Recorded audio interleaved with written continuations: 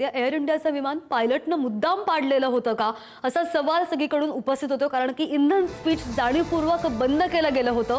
अहमदाबाद विमान अपघातासंदर्भात सगळ्यात मोठी माहिती समोर आलेली आहे आणि महत्त्वाची अपडेट म्हणावी लागेल. इंधन स्विच जाणीवपूर्वक बंद केलं होतं का असा सवाल या निमित्तानं उपस्थित होतोय.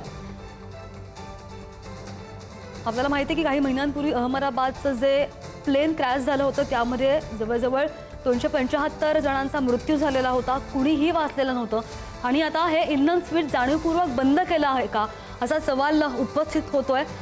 एअर इंडियाचं विमान पायलटनं मुद्दाम पाडलं का हा सुद्धा सवाल या निमित्तानं उपस्थित होतोय. बरेच मुद्दे यावेळी उपस्थित करण्यात आलेले होते.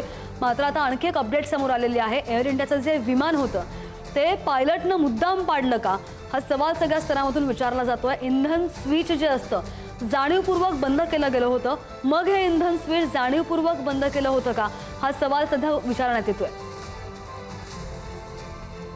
अहमदाबाद विमान अपघातासंदर्भात एक महत्त्वाची आणि मोठी अपडेट समोर आली. खूप खुलासे झाले या संदर्भात आणि इतका भीषण हा अपघात होता, कुणीही वाचलं नव्हतं, फक्त एक व्यक्ती वाचलेली होती. इंधन स्विच जाणीवपूर्वक बंद केलं होतं का असा सवाल या निमित्तानं उपस्थित होतोय. अहमदाबाद विमान अपघातासंदर्भातली मोठी माहिती आता समोर आली आहे.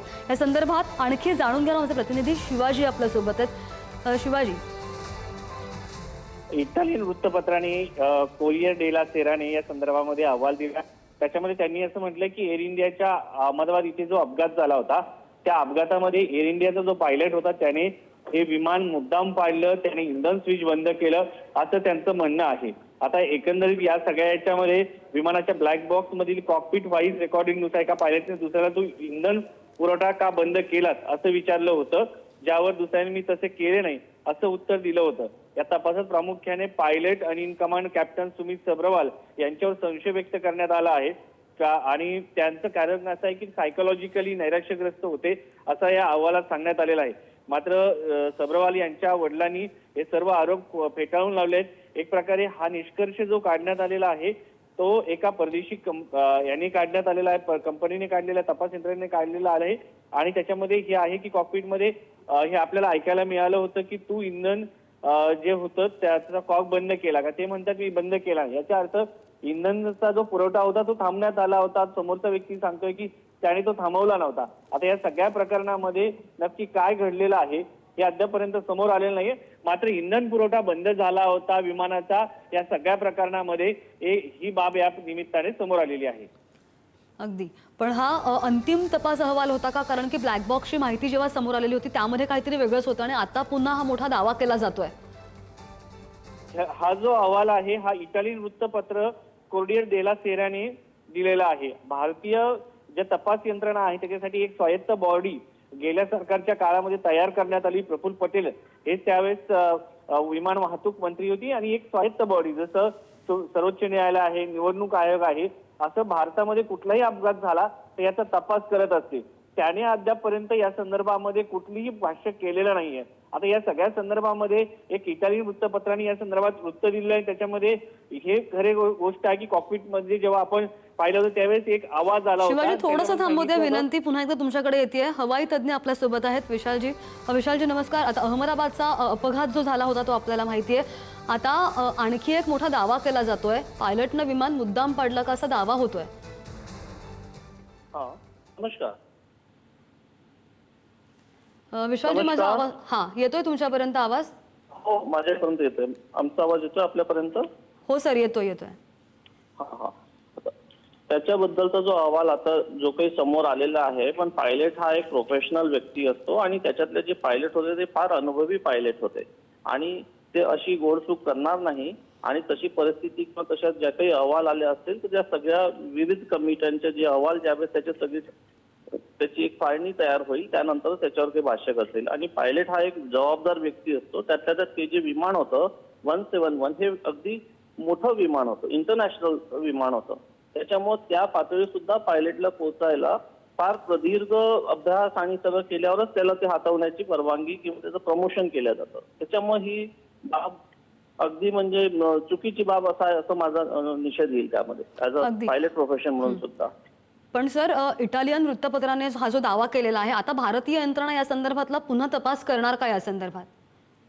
नक्कीच करेल त्यामध्ये, कारण की अहवाल जरी आला असला तरी त्याच्यातले अजून सगळ्या ज्या काही विविध कमिटीच्या ज्या समित्याकडनं जी येणारे अहवाल राहतील त्याची सगळी जुळवणाजुळवणी अल्फाबेटिकली केल्या जाईल. त्यानंतरच पुढच्या याच्यावर त्याला आपल्याला भाष्य करता येईल.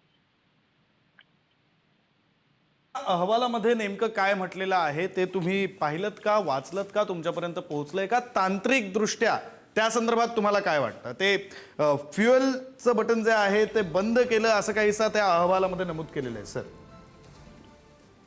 मग जरी त्याच्यात अहवालात जरी नोंद आता त्याच्यात येत असेल किंवा ज्या त्या कमिटीने त्याचा अहवाल इंटरनॅशनलने दिला जरी असेल तरी त्याच्यामध्ये त्याचं एक प्रोसिजर असतं त्या सिस्टमला बंद करायचं, सुरू करायचं आणि एक रन ऑफ टेक ऑफच्या पोझिशनला ते अगदी फ्यू सेकंडमध्ये ते 40 सेकंडमध्ये झालेला प्रकार आहे तो. जे आपण त्या व्हिडिओ क्लिपिंगद्वारे पण असं निदर्शन आलं की एक टेक ऑफ गेल्यावर ज्याला थ्रस्ट लागणारा होता तो थ्रस्ट कुठेतरी कमी झालेला असं आढळून आलेलं मी मागच्या रिपोर्टमध्ये सुद्धा त्यात अहवाल सांगितलेला आहे.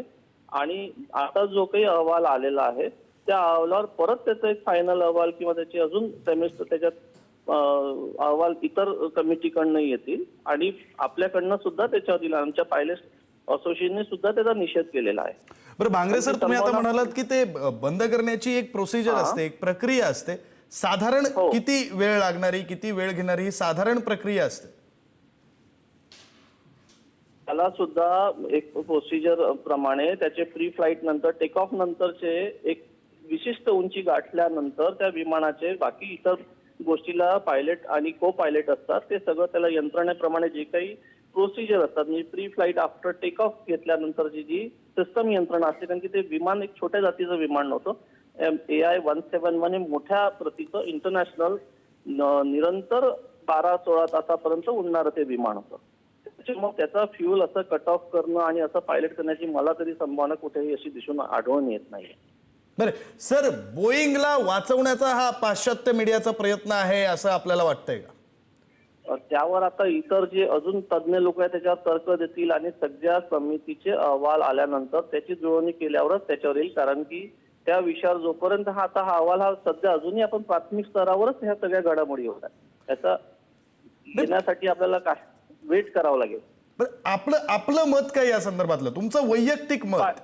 वैयक्तिक मग ऍज अ वैमानिक म्हणून म्हणाल तर अशी घोडचूक वैमानिक करण्याची संभावना मुळीच नाही. आणि त्यातल्या त्यात एवढे जबाबदार पायलट असताना एवढं त्याच्यात बसणारे आज 200च्या वर 261 लोक त्यात जे मृत्युमुखी पावलेल्या त्यात दिसतात आहे, जे एक दुःखद घटना आहे भारताच्या इतिहासामध्ये एव्हिएशन बद्दलची. नाही, अगदीच दुःखद घटना आहे. आणखी एक मुद्दा जो महत्वाचा यामध्ये नमूद केलेला आहे तो असा की पायलटची मानसिक स्थिती चांगली नव्हती असं काहीसं नमूद केलेलं आहे सर.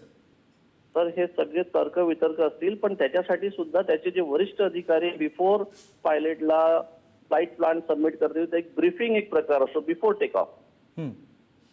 तो बिफोर टेक ऑफच्या पूर्वी जो काही पायलटची चाचणी होते, अल्कोहोल चाचणी होते, इतर मेंटली फिजिकल त्या डिस्कशन मध्ये जे अनुभवी तज्ज्ञ लोक त्याच्यातले जे वरिष्ठ ऑफिसर असतात त्याच्यानंतरच त्या विमानात त्याला जाण्याची मुभा असते. त्यांना जर असं ते आढळलं असतं तर त्यांनी त्यावेळेसच त्यांना थांबवलं असतं.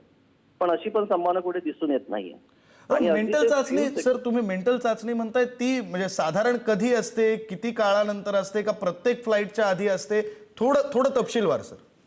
तपशीलवार असं आहे की प्रत्येक पायलटला दर 6 महिन्यांनी किंवा 1 इयर एक क्लास 1 मेडिकल प्रकार असतो ज्याच्यामध्ये पूर्ण त्यांची वैद्यकीय चाचणी केल्या जाते. त्याचा बरं, धन्यवाद विशाल सर तुम्ही दिलेल्या या सगळ्या सविस्तर माहितीसाठी आणि प्रतिक्रियेसाठी.